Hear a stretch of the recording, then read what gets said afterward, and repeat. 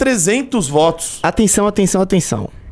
Temos Kim Kataguiri, está pronto para entrar no programa, então se preparem. Kim Kataguiri ao vivo vai contar essa história, mas ninguém melhor para contar essa história, vou colocar ali na tela. Posso tacar na tela, Renato? Taca na tela aí, caramba. Isso mesmo que eu tava explicando, né? Eu cometi algum deslize. Não, é isso mesmo que você estava explicando, né? O projeto de decreto legislativo, na verdade, é um instrumento do legislativo quando o executivo extrapola o seu poder de regulamentar uma lei. Ou seja, quando a gente aprova uma lei aqui no Congresso Nacional, a lei ela não entra no detalhe do detalhe, né? De como ela vai ser operacionalizada. Por isso cabe a regulamentação por parte do executivo. Muito bem. Acontece que a regulamentação do executivo não pode ir contra o que a lei diz, né? A regulamentação tem que estar de acordo com a lei. E que o que o Lula fez foi ilegal, né? Foi regulamentar a lei indo contra a própria legislação, né? O que ele não pode fazer via decreto, óbvio, ele teria que apresentar um novo projeto de lei. E aí tomou essa derrota gigantesca aí e o PT ficou realmente muito humilhado. Na semana passada eu nem consegui falar em plenário, eu ainda não estava conseguindo falar, mas eu estava em plenário e eu acompanhei. Eu acho que assim, todo mundo que quer entender a fragilidade do governo Lula precisa assistir a orientação de bancada do líder do governo, o deputado Zé Guimarães, do PT do Ceará, na semana passada em relação a uma medida provisória. A gente ia votar uma medida provisória, que nem era de grande relevância, mas o governo queria colocar coisas no texto e o relator não estava querendo, o relator deputado do Centrão. E aí o governo entrou com requerimento de retirada de pauta e a oposição também estava contra o texto, porque não tinha texto na realidade, né? Era uma daquelas votações relâmpago que a gente ia fazer, que se tornou uma praxe na gestão do Arthur Lira, que a gente ia fazer, assim, descobrir o texto 5 minutos e depois já votar o texto, né? Então a oposição estava querendo retirar de pauta também para discutir melhor. Mas o Zé Guimarães fez um apelo, quase que chorando, para os partidos da base do governo votarem para retirada de pauta, porque ele queria discutir melhor. E veja, não era nem uma medida provisória do governo Lula, era uma medida provisória ainda do governo Bolsonaro, né? Ou seja, a gente ainda nem estava tratando de matérias realmente de interesse do governo Lula. E aí o placar foi 204 para retirar de pauta a 202, né? Ou seja, 202 deputados que foram contra o governo, na realidade, eram da base do governo e votaram contra o governo. E o governo só conseguiu 204 porque a oposição entregou 100 votos porque ela queria discutir o texto melhor. Ou seja, o PT chegou numa situação tão humilhante que ele precisou de todos os votos da oposição para discutir uma medida provisória. Até o Novo, vamos pegar, o Novo é um partido que tem hoje 3 deputados. Se o Novo não tivesse votado, o PT teria perdido o requerimento, para você ver o nível de humilhação que chegou, né, o governo Lula. Mas, enfim, eu quero, Renato, primeiro te parabenizar aí pelo Expresso, dizer que é um prazer aqui estar participando pela primeira vez aí do Expresso. Fiquei sabendo que você foi chamado de Herbert aí pelo deputado Mendonça, aí, meu amigo. Só que ele disse o seguinte, e a justificativa dele é muito válida. Na tela aqui aparece Herbert Porto. Pô, operador baiano, você tá querendo me derrubar, velho. No Skype, eu tô vendo aqui agora, tá escrito Herbert Porto. Aí o Mendonça leu aqui e te chamou de Herbert. Perfeito, então, assim, agora tá explicado. Agora eu entendi o erro dele. Tá na tela aqui, eu tô vendo o Herbert Kim, Porto. o nome é Rolandinho, o certo. Rolandinho. Isso aí não tem graça. Ô, Kim, me fala uma coisa. Agora tá justificado. Eu sabia. Kim, me fala uma coisa. Você acha que essa derrota do governo de ontem foi mais por o legislativo como um todo falar, olha, o governo não pode editar um decreto aqui mudando uma lei que a gente aprovou, sei lá, ano retrasado, que é o marco do saneamento, não pode fazer isso. Aí também não, né? Vamos deixar um recado claro aí de, sei lá, de autonomia aqui do legislativo, ou se foi algo que é quase que estrutural do governo, porque até agora eles não votaram nada. O que tentaram votar, que o governo defendia, era o PL da censura e essa mudança, e não deixar com que esse PDL fosse aprovado ontem. Pra mim, acho que o governo só tentou se colocar nesses dois projetos e perdeu.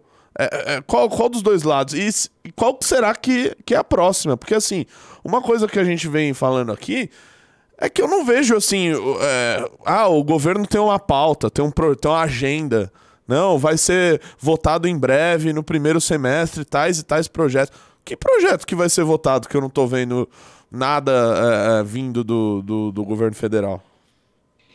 Eu acho que assim, são duas coisas, né? Primeiro, três coisas, na verdade. Primeiro, realmente, teve o sentimento do parlamento, porque os deputados, eles apanharam muito na legislatura passada, né? Principalmente o deputado do Norte e do Nordeste, apanhou muito por ter votado o marco do saneamento, né? Então, os caras falam, pô, a gente apanhou, aprovou, o PT desceu a porrada na gente nos nossos estados, com seus sindicatos, com o seu lobby, com a sua militância, e aí agora vem querer mudar via decreto. Aí, pô, sacanagem, a legislação que a gente aprovou, né? Mesmo os partidos que teoricamente fazem parte da base do governo Lula falaram, pô, governo, a gente votou essa lei aqui e essa lei precisa ser cumprida. Tem esse lado aí que você colocou. Tem um outro lado que é o seguinte: foi feita uma comissão informal, né, na Câmara dos Deputados para negociar com o governo. Fala, não, governo, você quer colocar algumas mudanças via decreto no marco do saneamento? Vamos fazer negociado com a Câmara para não atropelar a lei, para não prejudicar o debate que a gente teve aqui no Legislativo. Muito bem, foi feita essa comissão, né?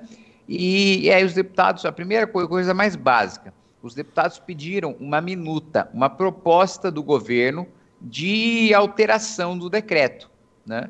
E aí o que aconteceu? Olha, para você ver uma ideia pra você ter uma ideia de como o governo Lula está incompetente, está arrogante.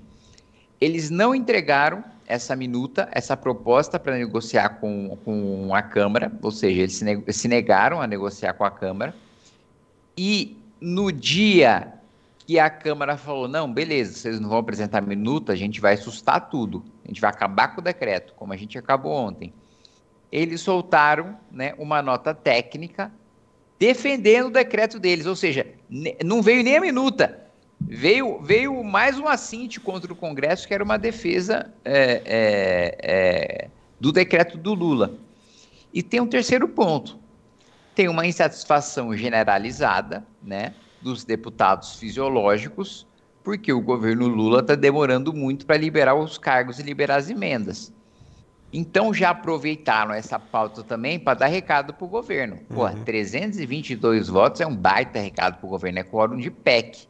Imagina se que foi uma coisa que aconteceu gradativamente na gestão do Eduardo Cunha com a Dilma.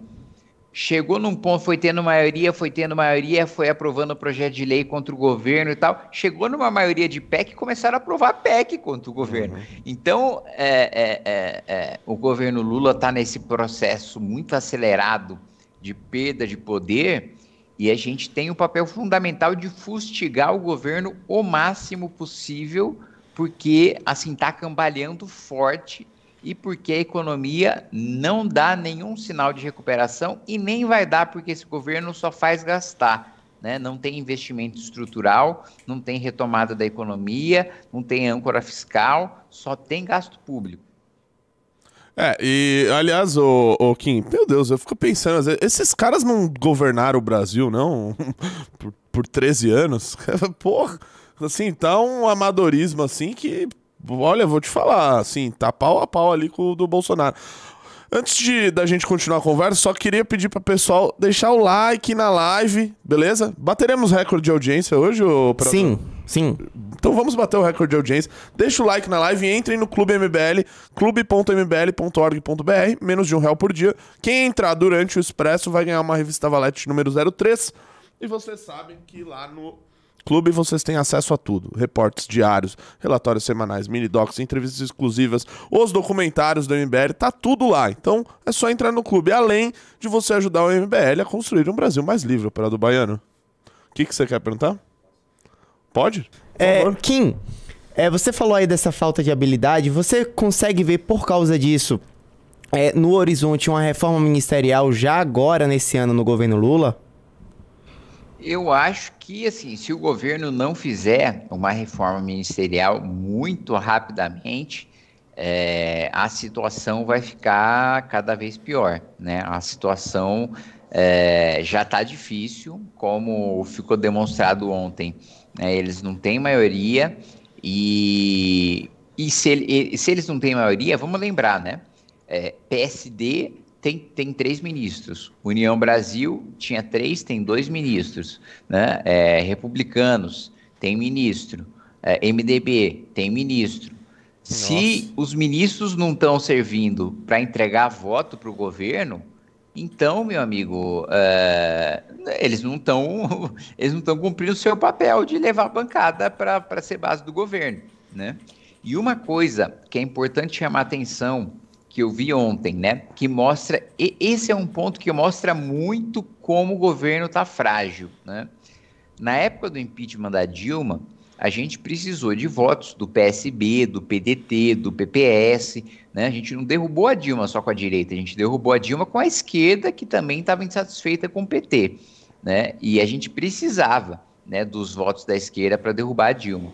Por que eu estou dizendo isso?